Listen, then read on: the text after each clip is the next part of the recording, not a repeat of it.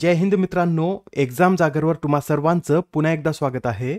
आजच्या सत्रामध्ये आपण 14 जानेवारीचे महत्त्वाचे करंट अफेअर्स विश्लेषणात्मक स्वरूपात पाहणार आहोत. एक एक प्रश्न महत्त्वाचा आहे, त्यासाठी व्हिडिओ शेवटपर्यंत पहा व स्वतःच्या नोट्स सुद्धा नोट करून घ्या. येणाऱ्या भविष्यातील एक्झाममध्ये तुम्हाला याचा नक्की फायदा होईल. ठीक आहे, जास्त वेळ न घालवता आपण आता आजच्या सत्राला सुरुवात करूया. पहिला प्रश्न पहा.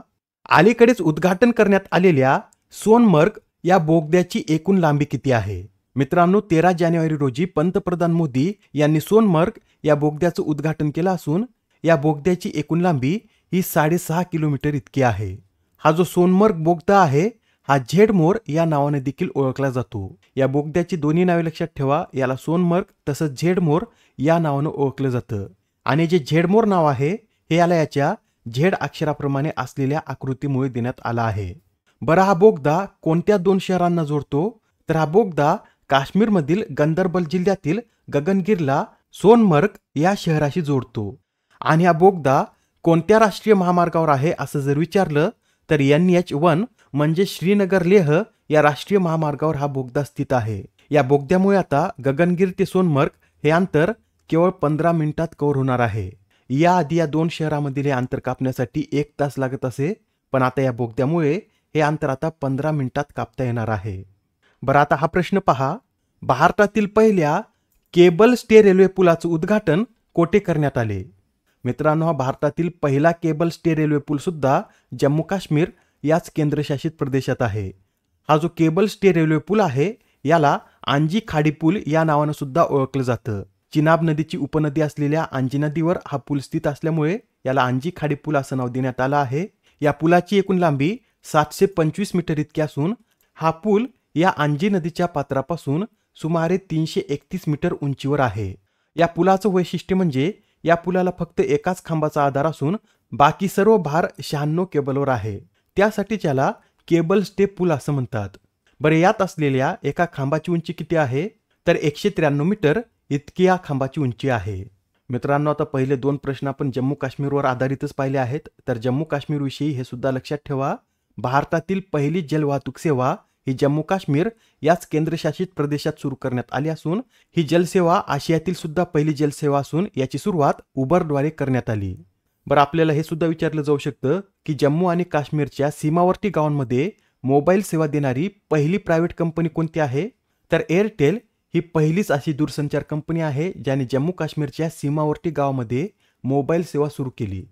जम्मू काश्मीरमध्ये अलीकडेच निवडणुका पार पडल्या असून जम्मू काश्मीरचे नवीन मुख्यमंत्री हे ओमर अब्दुल्ला बनले आहेत. Next question. BCCIचे नवीन सचिव म्हणून कोणाची निवड करण्यात आली? तर आता फायनली BCCIच्या सचिवाची निवड करण्यात आली असून आता BCCIचे नवीन सचिव हे देवजीत सेकिया हे असणार आहेत. देवजीत सेकिया यांची कारकीर्द सुद्धा आपण थोडक्यात पाहून घेऊया. तर पहा, देवजीत सेकिया हे आसाम राज्याचे माजी क्रिकेटपटू असून त्यांनी 1990 ते 1991 दरम्यान आसामसाठी फक्त 4च सामने खेळले आहेत. 2016 मध्ये सेकिया हे आसाम क्रिकेट असोसिएशनचे उपाध्यक्ष देखील होते आणि 2019 मध्ये त्यांना या आसाम क्रिकेट असोसिएशनचं सचिव बनवण्यात आलं होतं. 2022 साली ते BCCI मध्ये सामील झाले आणि तेव्हा त्यांची संयुक्त सचिव म्हणून नियुक्ती करण्यात आली आणि 10 जानेवारी 2025 पर्यंत ते या पदावर कार्यरत होते. देवजीत सेकिया हे एक वकील असून त्यांनी आसामचे महाधिवक्ता हे पद सुद्धा भूषवलेलं आहे. बरं, BCCIचं फुल फॉर्म काय आहे? एक्झाममध्ये बऱ्याच वेळा विचारण्यात आलं. तर लक्षात ठेवा, BCCI म्हणजे board of control for cricket in India असं याचं पूर्ण स्वरूप आहे. याआधी सुद्धा काही महत्त्वाच्या नियुक्त्या झाल्या होत्या, त्या सुद्धा आपण एकदा पाहून घेऊया. तर पहा, इस्रोचे नवीन अध्यक्ष हे डॉक्टर व्ही नारायण बनले आहेत. UIDAIचे नवीन CEO भुवनेश कुमार, नवीन महसूल सचिव तुहिन कांता पांडे, असोचॅमचे नवीन सरचिटणीस मनीष सिंगल, इंटरपोलचे नवीन सरचिटणीस वाल्डेसी उर्किजा, तर आंतरराष्ट्रीय हॉकी महासंघाच्या अध्यक्षपदी तय्यब इक्राम यांची नियुक्ती करण्यात आली. आता हा प्रश्न पहा, यात काय विचारला आहे? तर अमेरिकेचे राष्ट्राध्यक्ष जो बायडन यांनी presidential medal of freedom with डिस्टिंक्शनने कोणाला सन्मानित केले? या प्रश्नाचं उत्तर आहे पर्याय क्रमांक 4 म्हणजे जो बायडन यांनी पोप फ्रान्सिस यांना सन्मानित केला आहे. आणि मित्रांनो, हा प्रश्न अत्यंत महत्त्वाचा आहे कारण जो बायडन यांनी आपल्या 4 वर्षाच्या कारकिर्दीत प्रथमच एखाद्या व्यक्तीला हा पुरस्कार दिला आहे. आणि विशेष म्हणजे जो बायडनना सुद्धा हा पुरस्कार 8 वर्षापूर्वी बराक ओबामा यांच्याकडून देण्यात आला होता आणि आता जो बायडन राष्ट्राध्यक्ष असताना त्यांनी हा पुरस्कार पोप फ्रान्सिस यांना दिला आहे. मित्रांनो, तुम्हाला हे तर लक्षात असेलच, आपण पाहिलं होतं US प्रेसिडेन्शियल मेडल ऑफ फ्रीडमने 19 व्यक्तींना सन्मानित करण्यात आला असून हा पुरस्कार मिळवणारे लिओनेल मेस्सी हे पहिले पुरुष फुटबॉलपटू ठरले आहेत. यासच या पुरस्कारामध्ये जॉर्ज सोरोस आणि हिलेरी क्लिंटन यांचा सुद्धा समावेश आहे. मित्रांनो, पोप फ्रान्सिस आणि या 19 व्यक्तींना दिलेला पुरस्कार तुम्हाला एकच वाटू शकतो, पण यात छोटासा काय फरक आहे तर हा जो 19 व्यक्तींना दिलेला पुरस्कार आहे त्याचं नाव US presidential medal of freedom असून पोप फ्रान्सिस यांना देण्यात आलेल्या पुरस्काराचं नाव US presidential medal of freedom with distinction असं आहे. ठीक आहे, या दोन्ही पुरस्कारातील फरक तुमच्या लक्षात आला असेल. तर आता हा प्रश्न पहा. थंड भागात तैनात असलेल्या सैनिकांसाठी DRDOने नवीन युनिफॉर्म लॉन्च केला, तर आता त्या युनिफॉर्मचंच आपल्याला नाव सांगायचं आहे. या प्रश्नाचं उत्तर आहे पर्याय क्रमांक 2, म्हणजेच DRDOने थंडीपासून आपल्या सैनिकांचं रक्षण करण्यासाठी जो युनिफॉर्म लॉन्च केला आहे त्याचं नाव हिमकवच असं आहे. हा जो हिमकवच युनिफॉर्म असणार आहे हा सियाचीन आणि लडाख सारख्या अत्यंत थंड भागात तैनात असलेल्या सैनिकांसाठी खूप उपयुक्त ठरणार असून हा युनिफॉर्म -60°C पर्यंतच्या तापमानात सैनिकांना सुरक्षित ठेवू शकतो. येथे आता सियाचीन या ग्लेशियरचा उल्लेख आला आहे, तर याविषयी सुद्धा 2 पॉइंट नोट करून घ्या.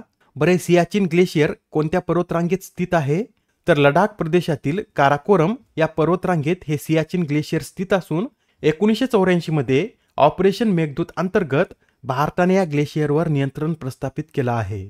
ठीक आहे, एवढे पॉइंट तुम्ही नोट करून घेतले असतील. तर आता पुढील प्रश्न पहा. अंडर 19 क्रिकेटमध्ये त्रिशतक लगावणाऱ्या पहिल्या भारतीय खेळाडू कोण ठरले आहेत? तर मित्रांनो, आता अंडर 19 क्रिकेटमध्ये त्रिशतक लगावण्याचा विक्रम हा मुंबईच्या इरा जाधव यांनी केला आहे. इरा जाधव यांचं वय फक्त 14 वर्षे असून त्यांनी मेघालय विरुद्ध खेळताना फक्त 157 चेंडूमध्ये या 346 धावा केल्या आहेत. या 346 धावामध्ये 42 चौकार आणि 16 षटकारांचा सुद्धा समावेश आहे. मित्रांनो, अत्यंत महत्त्वाचा प्रश्न आहे. येणाऱ्या एक्झाममध्ये हमखास हा प्रश्न विचारण्यात येईल, त्यासाठी इरा जाधव यांचं नाव लक्षात ठेवा. Next question.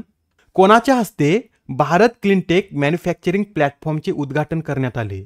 तर हे जे भारत क्लीनटेक मॅन्युफॅक्चरिंग प्लॅटफॉर्म आहे याचं उद्घाटन पियुष गोयल यांच्या हस्ते करण्यात आलं. बरं, या प्लॅटफॉर्मचा उद्देश काय आहे तर सौर, पवन, हायड्रोजन आणि बॅटरी स्टोरेज क्षेत्रांवर लक्ष केंद्रित करून भारतातील क्लीनटेक मूल्य साखळी वाढवणे हा या उपक्रमाचा उद्देश आहे. Next question. कप्पड आणि चाल या समुद्र किनाऱ्यांना नुकतेच ब्लू फ्लॅग प्रमाणपत्र देण्यात आले, तर ही दोन्ही किनारी स्थळे कोणत्या राज्यात आहेत? या प्रश्नाचं उत्तर आहे पर्याय क्रमांक 4, म्हणजेच कप्पड आणि चाल हे दोन्ही समुद्र किनारे केरळ या राज्यात स्थित आहेत. आणि नुकतेच आता या दोन्ही किनाऱ्यांना डेन्मार्क स्थित गेरनपा संस्था फाउंडेशन फॉर एन्व्हायरमेंटल एज्युकेशनद्वारे हे ब्लू फ्लॅग प्रमाणपत्र देण्यात आलं आहे. पुढील प्रश्न. मार्टिन गुप्टिल यांनी नुकतीच आता आंतरराष्ट्रीय क्रिकेटमधून निवृत्तीची घोषणा केली, तर ते कोणत्या देशाचे क्रिकेटपटू आहेत? मित्रांनो, मार्टिन गुप्टिल हे न्यूझीलंड या देशाचे क्रिकेटपटू होते आणि त्यांनी न्यूझीलंडसाठी 14 वर्षाच्या कारकिर्दीत एकूण 367 सामने खेळले आहेत व त्यामध्ये त्यांनी एकूण 13,463 धावा देखील केल्या आहेत. तसेच वनडेमध्ये द्विशतक झळकावणारे ते न्यूझीलंडचे पहिले क्रिकेटपटू होते. आजच्या सत्राचा शेवटचा प्रश्न पहा. अलीकडेच उद्योजकता विकास परिषदेचं आयोजन कोणत्या शहरात करण्यात आले? तर ही जी उद्योजकता विकास परिषद आहे याचं आयोजन आपल्या पुण्यामध्ये करण्यात आलं होतं. या परिषदेची थीम सुद्धा नोट करून घ्या. उद्योजकांना सक्षम बनवणे, पशुधन अर्थव्यवस्थेत परिवर्तन अशी या उद्योजकता विकास परिषदेची थीम होती. मित्रांनो, कालच्या सत्रामध्ये तुमच्यासाठी जो प्रश्न होता त्याचं उत्तर सुद्धा पाहून घ्या. काल तुमच्यासाठीचा प्रश्न होता की केंद्रीय राखीव पोलीस दलाचे नवीन महासंचालक कोण बनले आहेत? या प्रश्नाचं उत्तर आहे पर्याय क्रमांक 4, म्हणजेच विपुल कुमार हे या CRPFचे नवीन महासंचालक बनले आहेत. यासच कालच्या सत्रामध्ये एक छोटंसं करेक्शन करून घ्या. आपले जे गोल्डन बॉय नीरज चोप्रा आहेत यांनी 2020च्या टोकियो ऑलिम्पिकमध्ये सुवर्ण पदक तर 2024च्या पॅरिस ऑलिम्पिकमध्ये रौप्य पदक पटकावलं होतं. इथं रौप्यऐवजी कांस्य पदक टाईप झालं होतं, ते एक करेक्शन करून घ्या. आणि आता आजच्या सत्रामधील तुमच्यासाठीचा प्रश्न पहा. दक्षिण भारतातील पहिली संसर्गजन्य रोग संशोधन प्रयोगशाळा कोणत्या राज्यात स्थापन करण्यात येणार आहे? आता या प्रश्नाचं उत्तर कमेंटमध्ये देण्याचा प्रयत्न करा. उत्तर चुकलं तरी काय हरकत नाही, कारण ज्यावेळेस तुम्हाला या प्रश्नाचं योग्य उत्तर माहित होतं त्यावेळेस हा प्रश्न तुमच्या दीर्घकाळापर्यंत लक्षात राहतो. तर आता पुढच्या सत्रामध्ये पुन्हा भेटूया. धन्यवाद.